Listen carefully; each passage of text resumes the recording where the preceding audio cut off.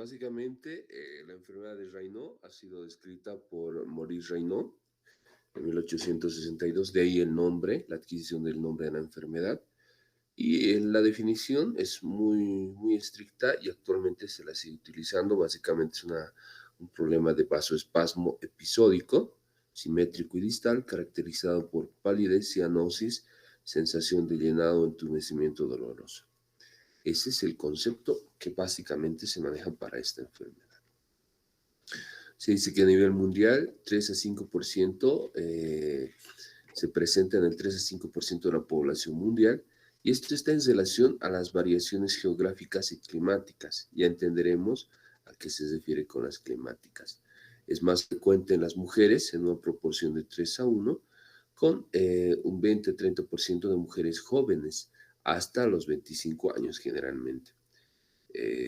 Los factores genéticos, en algunas escuelas se indican que sí, influyen los factores genéticos. Si yo tengo un familiar de primer orden, pues tengo más probabilidad, pero en otras corrientes médicas, pues se indica que no tiene nada que ver con un factor genético, más al contrario, tiene que ver con factores comórbidos, enfermedades tipo colagenopatías que podrían afectar a la aparición de esta enfermedad. Raynaud se clasifica en dos: el primario, que se llama también enfermedad de Raynaud. La enfermedad de Raynaud es cuando se presenta de forma aislada. Se presenta en la primera y la segunda década de la vida. Vale decir que solamente se presenta sin ningún otro tipo de patología. Por eso también es denominado el fenómeno de Raynaud. Se presenta hasta los 20 años. En la mayoría de los casos es de origen ya desde el nacimiento. Y la enfermedad secundaria, o también denominado síndrome de Raynaud. El síndrome de Raynaud, básicamente se presenta el fenómeno de Raynaud, que es el cambio de coloración de los segmentos distales, pero además hay asociado una enfermedad, que generalmente es la enfermedad causal. Entonces, esto es pregunta de examen, la diferencia entre el primario y el secundario. En cuanto al secundario, pues se asocia a enfermedades reumáticas, el 90%, con la esclerosis sistémica, el lupus, el síndrome de Sjögren, la polimiositis y la artritis reumatoide. De todas estas, la esclerodermia generalmente es la que más causa ese tipo de problemas. Pregunta de examen. Ahí vemos, existen también algunas enfermedades vasculares, algunos fármacos, algunos procesos infecciosos que pueden causar esta misma enfermedad. En la mayoría de los casos, asociados con síndrome de Raynaud, no con la enfermedad de Raynaud. Las enfermedades vasculares oclusivas, por ejemplo, el lupus, la esclerodermia, la artritis reumatoide, el síndrome de Crest y la dismotilidad esofágica, que son los principales. En cuanto a los fármacos, aquellos que más se presentan en nuestro medio son por los anticonceptivos, pregunta de examen, la bleomicina, el interferón, la ciclosporina, que son la bromocriptina y el cisplatino, que son medicamentos de uso oncológico. Vean, la hepatitis B y la hepatitis C son en nuestro medio los que más van a causar este tipo de enfermedades. Generalmente el síndrome de Raynaud, pregunta de examen. Patologías endocrinológicas como el hipotiroidismo, la diabetes mellitus. Imagínense la diabetes mellitus, que es lo más frecuente que se presenta en nuestro medio. Helicobacter pylori, insuficiencia renal, enfermedad de Parkinson. Las causas ambientales: el tabaco, el alcohol, la cocaína. Y los síndromes anatómicos: el síndrome del desfiladero torácico superior, el síndrome del túnel carpiano y la costilla cervical. Estas son las enfermedades que con más frecuencia se presentan y que obviamente son preguntas de examen. ¿Cuál es el mecanismo de aparición? Básicamente está relacionada a un elemento en relación al endotelio. Generalmente está desencadenada el fenómeno de Raynaud por el frío o el estrés del paciente. Este frío o estrés va a causar la activación del sistema nervioso simpático, que actúa sobre unos receptores en el endotelio, generalmente los alfa-2 adrenérgicos, y estos van a producir una vasoconstricción local sin que haya ningún tipo de disfunción endotelial. Entonces, recuerden ustedes que el endotelio tiene múltiples funciones. Básicamente controla el vasoespasmo. Cuando lo necesita el cuerpo, genera la producción de sustancias vasoactivas como la interleucina 1, la interleucina 2, genera la inhibición de la agregación plaquetaria. Eso quiere decir que evita la formación de trombos en el torrente circulatorio. Hay una transducción de las fuerzas a partir de la presión. Hay una adhesión de las células polimorfonucleares. Hay una migración de las células polimorfonucleares. Evita la permeabilidad endotelial o de los vasos. Y pues hay un control de la migración de linfocitos monocitos. O sea, tiene varias funciones. Pero estas funciones pues no están alteradas cuando se presenta el síndrome de Raynaud. En el endotelio tiene una función bien importante en la participación de la enfermedad. No porque el endotelio esté enfermo, sino porque se genera un estímulo a nivel de la túnica media, del vaso. Esto va a generar que el endotelio local, no generalizado, pues realice o haga la aparición de un síndrome de Raynaud. Estas son el endotelio. Hay un elemento, bueno, hay dos corrientes, dos formas dentro de todas sus funciones, dos formas que ayudan a mantener la homeostasis del cuerpo. Por un lado están los elementos que van a generar vasodilatación dentro de todas sus funciones. Está la prostaciclina, el óxido nítrico y la endotelina 1. La endotelina 1 hace un efecto contrario a la prostaciclina y el óxido nítrico. Entonces, el elemento más importante para generar vasoconstricción por estímulo del sistema nervioso simpático para la aparición del síndrome de Raynaud o la enfermedad de Raynaud es la endotelina 1. Se estimula por el estrés, se estimula por el frío, la túnica media. Esta genera el estímulo directo sobre el endotelio para que se genere diferentes tipos de elementos vasoconstrictores, pero dentro de todos ellos, la endotelina es la más importante para generar un vasoespasmo local y la aparición de fenómeno de Raynaud.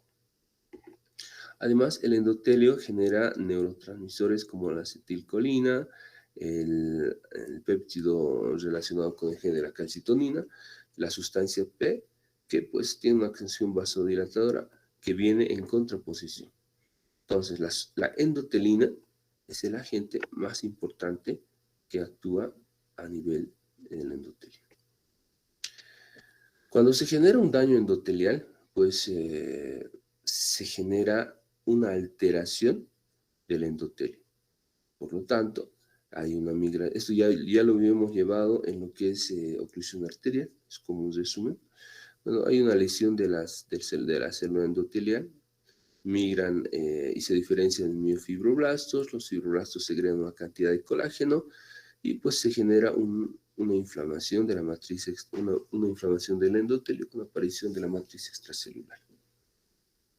Esto va a generar una adhesión de las plaquetas, serotonina, tromboxano A2, activa la cascada de la coagulación y el resultado final puede ser la formación de trombos. Vean ustedes esta imagen, ya la conocemos.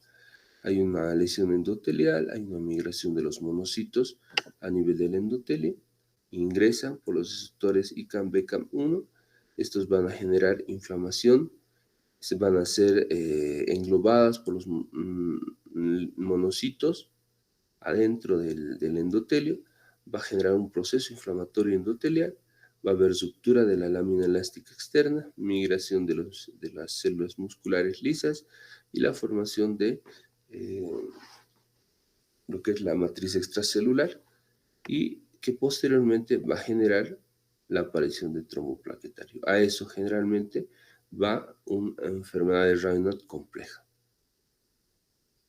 Entonces, inicialmente se produce un vasoespasmo después de la lesión endotelial, éstasis sanguínea por capilares, entrada de sangre a los capilares. Después se produce, en todo esto existen 3 etapas de la enfermedad de Raynaud. Después de haber generado un estímulo, liberado la endotelina 1. El primero de ellos, la fase de palidez, que está relacionada a un espasmo arteriolar local. La fase de palidez se caracteriza porque el paciente, después de haber sido expuesto al fenómeno, vale decir, al frío o al estrés, pues se va a empezar a tornar pálida las manos, blanca. Después de un par de segundos o minutos, se entra en una segunda etapa, que es la fase de cianosis. Cambia de una coloración blanca a una coloración azul o morada. Y esto está relacionado a la éstasis sanguínea de los capilares. Después pasa una tercera etapa, que es una fase de rubor. Las manitos se empiezan a tornar rojas. Y esto es por la entrada de sangre hacia los capilares. Entonces, estas son las 3 fases que se va a presentar en el fenómeno o el síndrome de Raynaud. Una fase de palidez blanca, una fase de cianosis azul o morada y una fase de rubor roja. Esta es pregunta de examen. Vean ustedes, generalmente así es como ingresa el paciente. Una fase de palidez. Esta fase de palidez pues puede estar relacionada con parestesias, disestesias o sensación de pinchazos y lo más importante, el frío en el paciente. Después de la fase de palidez viene la fase de cianosis, donde se produce ya una coloración azulada o violeta o morada en algunos casos, pero la mayoría de las veces se pone azul. Tiene una duración variable, puede estar entre 30 segundos hasta los 90 segundos. Después de esta fase viene una fase de rubor, una fase hiperémica, donde los deditos, los mismos dedos que se han colocado inicialmente blancos, luego azules, se tornan rojos. Ahí vemos algunos ejemplos. Un fenómeno de Raynaud con hiperhidrosis. Bueno, tengan en cuenta que ustedes que el fenómeno de Raynaud no solamente se presenta en las manos, el fenómeno de Raynaud también se puede presentar en la lengua, se puede presentar en la punta de la nariz, se puede presentar en los pabellones auriculares. Esto es bien importante porque hay veces creemos que el fenómeno de Raynaud se presenta solamente en los dedos cuando no es así. Este mismo fenómeno ocurre en todo lo que son los segmentos periféricos, ¿ya? Entonces, a tomar muy en cuenta esto. Pregunta de examen, puede haber fenómeno de Raynaud en la oreja, en la punta de la nariz, etc. El fenómeno de Raynaud, o sea, el cambio de coloración, generalmente es irreversible. Y pues, es reversible, o sea, cambia, vuelve a la normalidad en la mayoría de los casos. Cuando el estímulo es demasiado fuerte, hay demasiado frío, obviamente va a llegar a la isquemia, desencadenando todo lo que habíamos hablado del endotelio. En el examen físico diagnóstico, pues hay que ver los cambios de características en las bases de las uñas, que son uñas gruesas, uñas que frágilmente se rompen, uñas de color amarillo. Hay que ver la integridad de la piel, si es una piel descamativa, una piel seca, una piel dura. Hay que ver la esclerodactilia y la calcinosis. En algunos casos, cuando el proceso ya es crónico y con una estimulación muy severa, pueden haber pequeñas lesiones ulcerosas dolorosas. Hay que ver los pulsos periféricos, generalmente el radial y el cubital, y hay que hacer lo que se llama una de las maniobras que ya hemos aprendido, tanto en el hospital como en las teóricas, es el test de Allen. Acá nos sirve el test de Allen para evaluar los pulsos radiales y cubitales. Perdón, los pulsos radial y cubital. En algunos casos, cuando se presentan las extremidades inferiores, puede haber alopecia, ras malar, úlceras, engrosamiento de la piel, piel seca, telangiectasia, etc. Uno de los estudios que más se solicita, que lo hacen en un solo lugar, acá, en Celadis, es la capilaroscopía. Básicamente la capilaroscopía, pues toman un pequeño fragmento de biopsia a nivel de los lechos unguiales, ¿vean? Y esperan, después de un fenómeno de Raynaud, esperan entre 10 a 20 segundos y vean, aquí está. Se toma una pequeña muestra de los lechos unguiales, se los lleva al microscopio y vean, en el fenómeno de Raynaud o enfermedad de Raynaud, los pliegues unguiales pues son normales acá, pero en el fenómeno de Raynaud, el pliegue unguial y los capilares del lecho unguial, pues están muy por debajo del número normal que se debe tener. Vean, es la fase inicial, en una fase tardía, donde ya ha ocurrido el fenómeno del Raynaud, pues los capilares son totalmente deformes, ausentes, muy pequeños. Y ahí se llega al diagnóstico. Aparte de la capilaroscopía, podemos pedir una prueba antinuclear de anticuerpos en relación a un proceso hereditario que es sumamente raro, pero que sí se puede presentar. Y lo más importante que tienen que hacer ustedes es el test de provocación al frío. Se le pide al paciente que entre al consultorio, le dicen, ¿no? En la mayoría de los casos el paciente ya viene con, por ejemplo, varios de los pacientes que han venido al consultorio han venido ya con sus videos. Ellos mismos se van a lavar la mano con agua fría, se están filmando, ya pues en sus videos se ve cómo el cambio de color tras la estimulación pues se torna blanco, azul y rojo. Y lo mismo se hace, ese es el test de provocación, se le pide al paciente que vaya al baño, se moje lo más que se pueda con agua fría y en ese momento nosotros evaluamos los cambios de coloración y obviamente llegamos al diagnóstico. Habíamos dicho que hay algunas maniobras semiológicas como el test de Allen y otro de las maniobras es el test de Brom modificado, donde pues se ven los episodios simétricos, la ausencia de enfermedad vascular, la necrosis. Se puede pedir además elementos laboratorios para descartar procesos reumatológicos como el ANA, el anti-ANA, la velocidad de eritrosedimentación y la capilaroscopia. Los diagnósticos diferenciales, pues ya habíamos hablado que hay diferentes tipos de enfermedades que se pueden mimetizar y causar una clínica muy similar al fenómeno de Raynaud.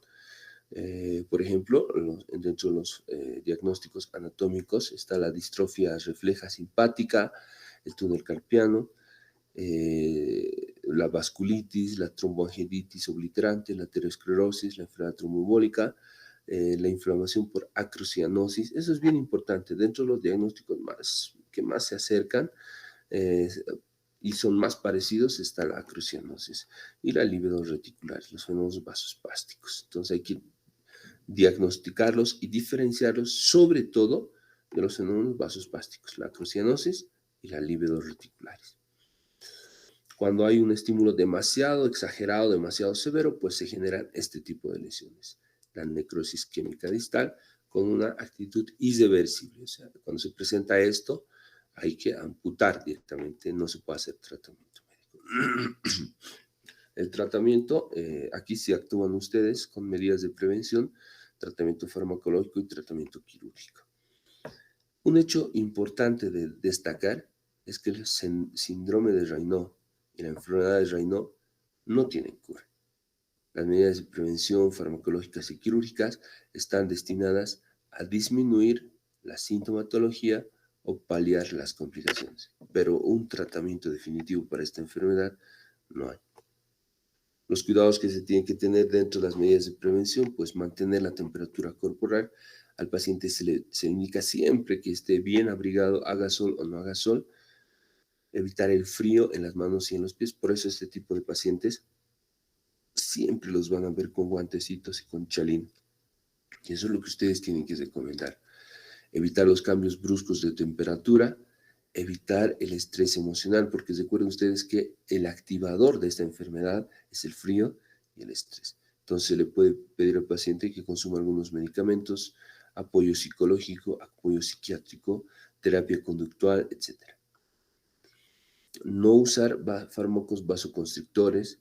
En algunos casos, los fármacos, los aerosoles nasales pueden causar, los descongestionantes nasales pueden causar el inicio y la aparición de esta enfermedad. Hay que limitar algunos alimentos vasoconstrictores, como el café, las bebidas alcohólicas, las bebidas energizantes. El cigarrillo de entrada prohibido, totalmente prohibido en este tipo de pacientes. Se debe lavar las manos generalmente con agua caliente superior al medio, no usar jabones irritantes y pues mantener siempre hidratadita la piel.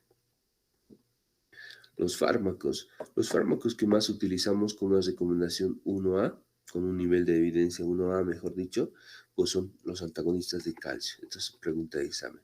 El nifedipino es el que más utilizamos, perdón, el nimodipino. El nifedipino ya está en desuso por el efecto rebote que tiene este tipo de pacientes. Hasta hace un par de años se utilizaba.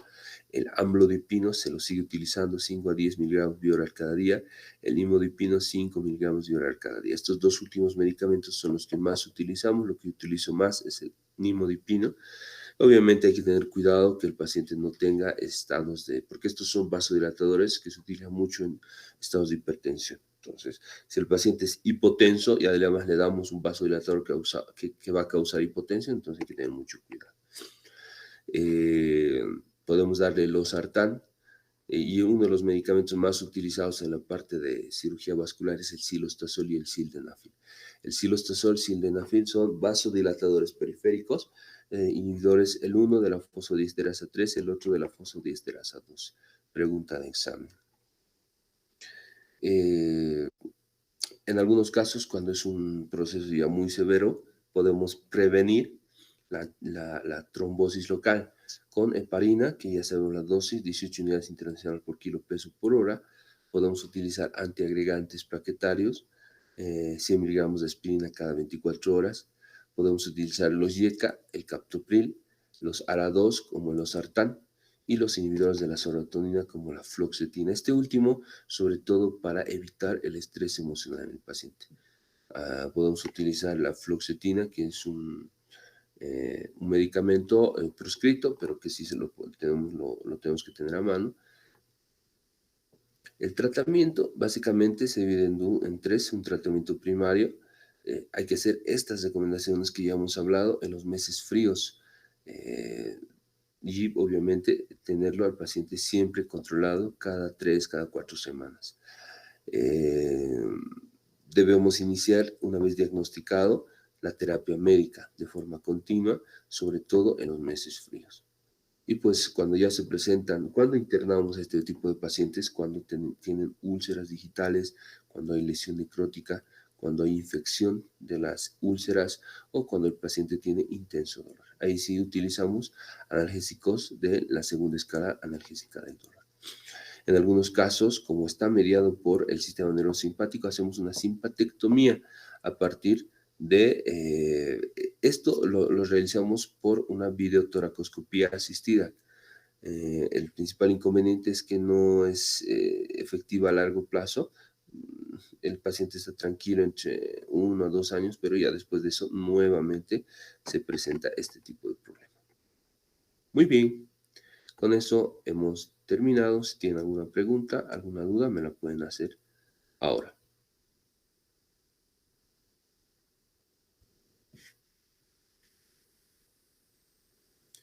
Bueno, doctores, recuerden que todo lo que se habla en las teóricas es lo que entra al examen. Estamos ya a poco de dar el examen. Al igual que yo, de seguro tienen varias cositas que hacer.